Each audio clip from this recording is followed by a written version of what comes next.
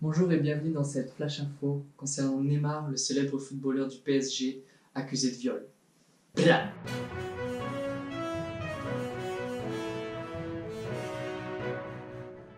Donc aujourd'hui je voulais parler de cette histoire avec Neymar accusé de viol.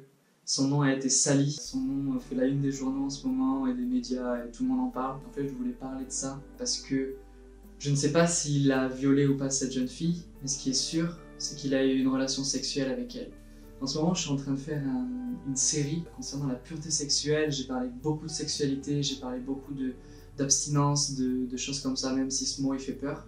Aujourd'hui, Neymar, il est victime de son propre défaut, en quelque sorte. Et on sème et on récolte ce que l'on sème. Donc en fait, aujourd'hui, il récolte ce qu'il a semé et je ne veux pas le critiquer, je ne veux pas l'enfoncer plus que ce qu'il est en train de vivre en ce moment.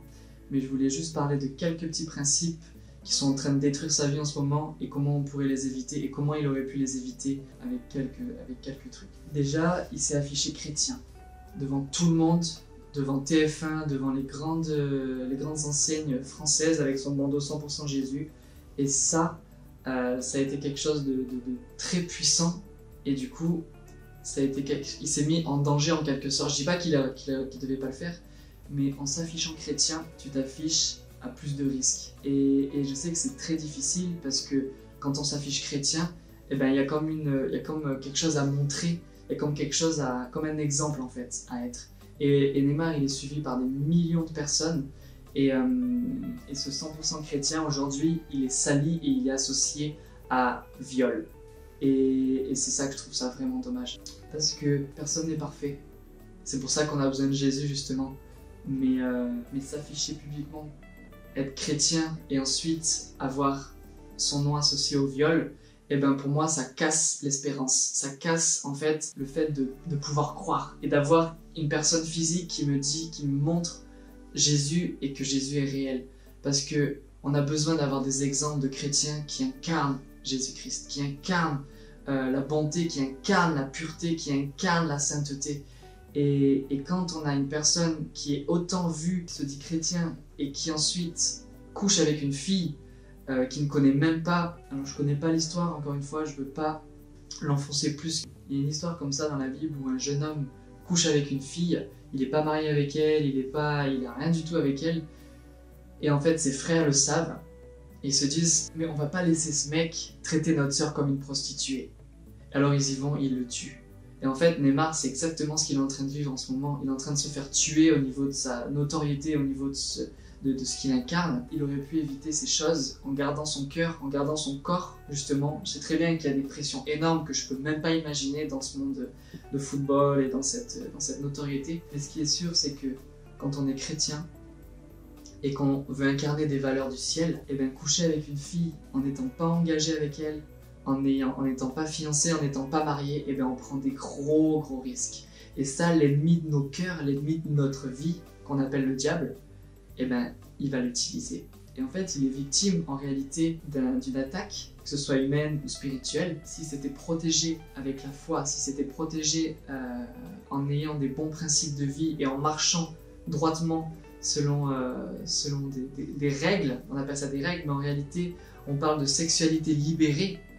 Là, Neymar a eu une sexualité libérée. Aujourd'hui, il est en train de se faire tuer socialement à cause de cette sexualité libérée. Donc pour moi, la sexualité libérée n'a rien à voir avec la vraie liberté.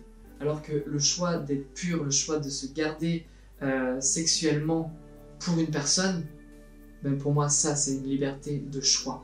Parce qu'on tombe très vite dans la dépendance affective, on tombe très vite dans la dépendance pornographique. Et comme une drogue, on ne peut plus s'en passer. Et ça, c'est pas de la liberté. Enfin bref. Jésus a dit un jour, le diable n'a rien en moi.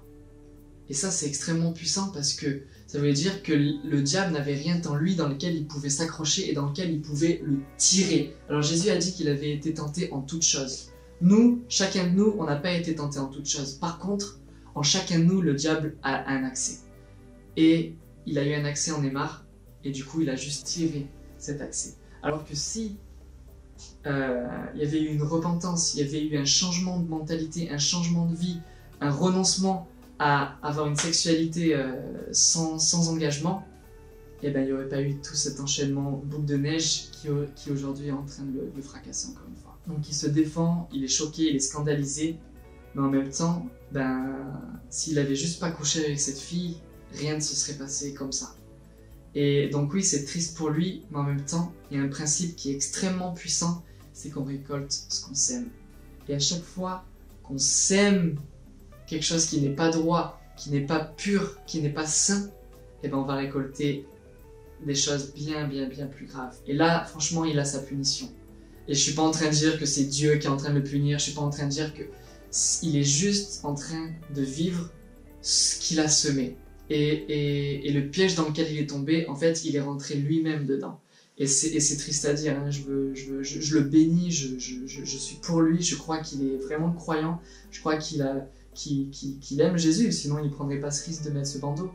Mais ce qui est sûr, c'est que il n'est pas parfait. Moi non plus, je parle, mais je suis pas parfait non plus. J'ai aussi des défaillances, j'ai aussi des défauts et des choses que le diable a encore en moi.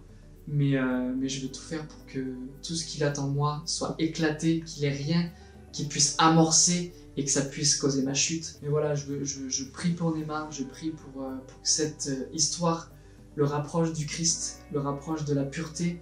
Et que oui, il est vraiment apprécié par beaucoup de gens. Il ne faut pas non plus critiquer cette fille qui a été juste un instrument aussi, on va dire, de personnes malveillantes. Parce qu'elle a dû y gagner son compte derrière aussi. Revenons à la pureté, gardons-nous des pièges que l'ennemi nous tend, surtout quand on est chrétien et quand on s'affiche chrétien.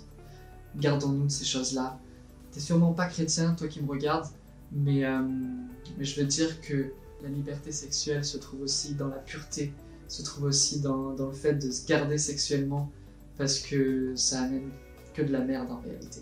Et je veux parler d'espérance. On peut être chrétien et être libre d'avoir une sexualité pure. On peut se marier, on peut croire dans le mariage, on peut croire dans l'engagement envers une femme et kiffer ça, kiffer vivre une vie. Moi j'ai une vie sexuellement épanouie, je veux pas m'en cacher, et voilà. Donc je lui souhaite bon courage, je prie pour lui encore une fois, et je vous souhaite une bonne journée et à bientôt. C'était les Flash Info pour Neymar, donc à la prochaine. Ciao!